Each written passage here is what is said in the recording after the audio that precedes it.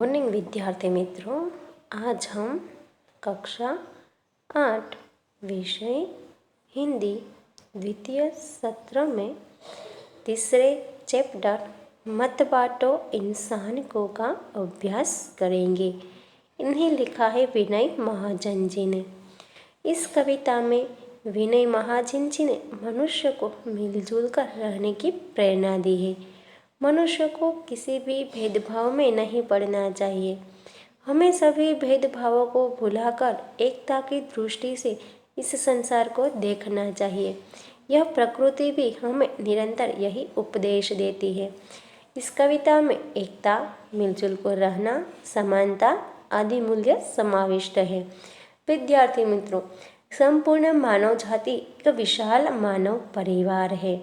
सभी मनुष्य समान हैं। प्रकृति ने सबको एक जैसा ही बनाया है।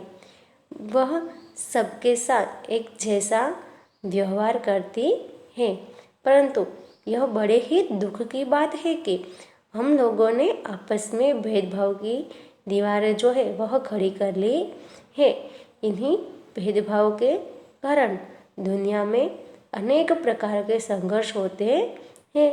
तो यहाँ पर इस कविता में कवि ने हमें यही संदेश दिया है कि हमें सभी भेदभावों को भूल जाना चाहिए और सभी को मिलजुल कर रहना चाहिए। मंदिर, मस्जिद, गिरजाघर घर ने बांट लिया भगवान को, धरती बांटी सागर बांटा, मत बांटो इंसान को। तो विद्यार्थी मित्रों, कवि जो है वह हमें कहते हैं कि दुनिया के लोगों से कहते हैं कवि जो है यहाँ कि भगवान तो सबका एक ही है, परंतु तुमने मंदिर, मस्जिद, गिरजाघर आदि अलग अलग पूजा घर बनाकर भगवान का बंटवारा कर लिया है। इसी तरह अलग अलग देश बनाकर धरती भी बांट ली है। सागर के भी अलग अलग हिस्सों पर अधिकार कर उसे भी बांट लिया है। अब ये सारी चीज़ें तो तुमने बांट ली है, अब कम से कम इंसान का जो है उसका बंटवारा मत करो, इंसान को मत बांटो। अभी राह तो शुरू हुई है, मंजिल बैठी दूर है, उजियाला महलों में बंदी हर दीपक मजबूर है।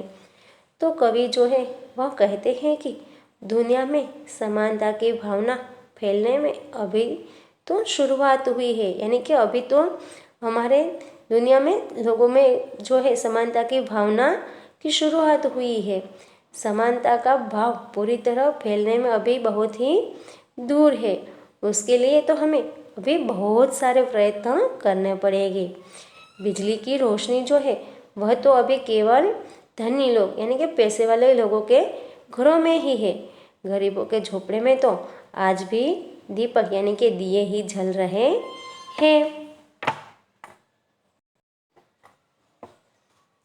मिला न सूरज का संदेशा, हर घाटी हर मैदान को, धरती बांटी सागर बांटा, मत बांटो इंसान को। तो यहाँ पर कवि जो है वह कहते हैं कि अभी तो सूर्य का संदेशा जो है वह प्रत्येक घाटी और मैदानों को मिला भी नहीं है। मानव जो है वह समानता का विचार अभी दुनिया के बहुत से भागों तक नहीं पहुंचा है।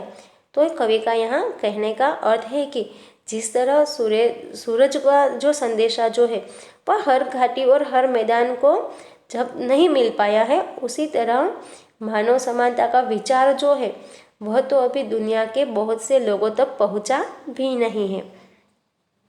अब भी हरी भरी धरती है, ऊपर नील वितान है, पर न प्यार हो तो जग सुना जलता रेगिस्तान है। तो यहाँ पर कवि जो है वह कहते हैं कि धरती अब भी पहले की तरह हरी भरी है, ऊपर नीले रंग का विस्तृत आकाश भी पहले जैसा ही है, लेकिन दुनिया में प्रेम की भावना नहीं है और बिना प्यार के यह जो हरी भरी धरती वाला यह संसार है वह कैसा हो जाएगा, जैसे जलते हुए रेगिस्तान जैसा बन जाएगा।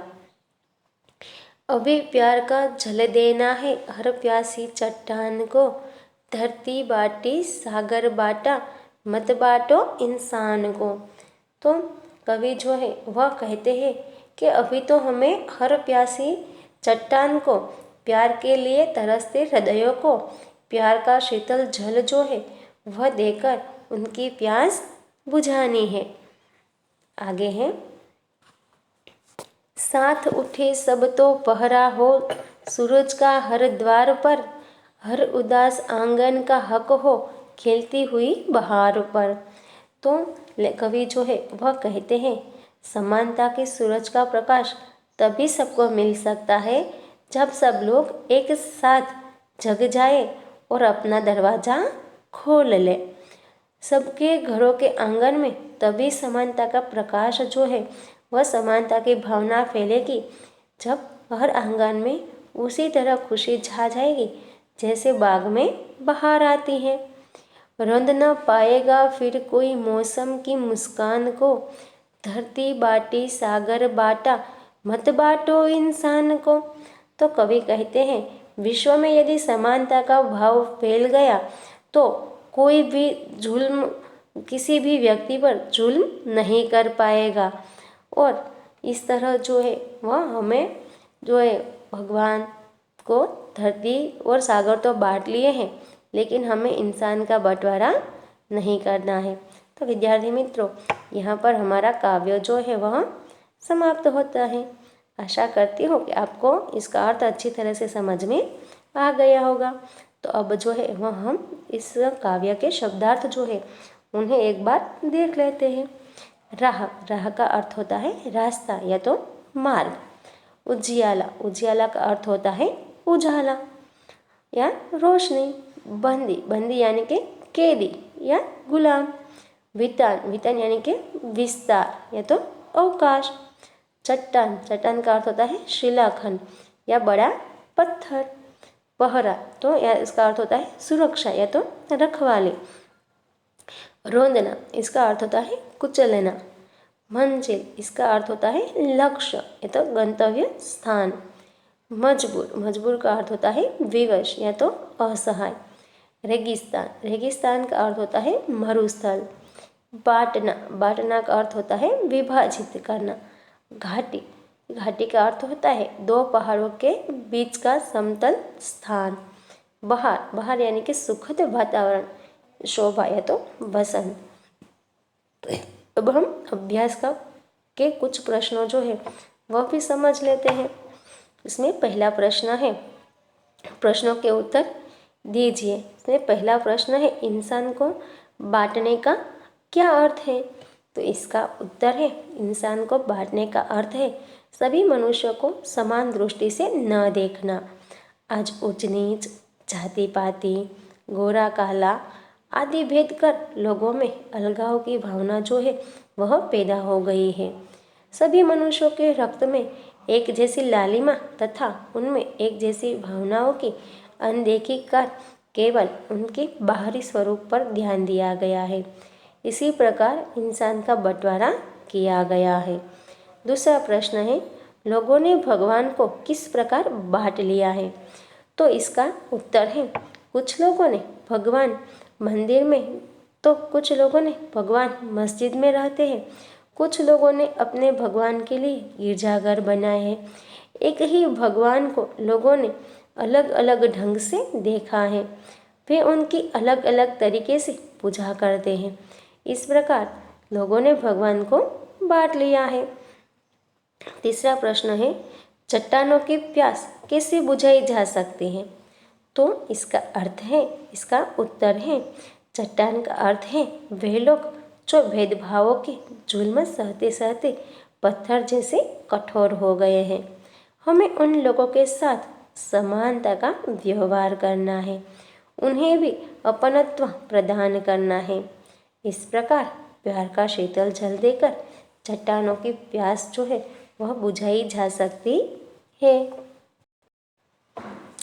तो दूसरा प्रश्न है हमारा, इस काव्य को आरोह अवरोह के साथ गाइए तथा समूह गान कीजिए। तो विद्यार्थी मित्रों, आपका इस काव्य को शुद्ध उच्चारण के साथ बिना आरोह अवरोह के साथ गाना है और फिर इसका समूह गान भी क्या करना है। अब तीसरा प्रश्न है, निम्नलिखित काव्य पंक्ति का भावार्थ बताइए।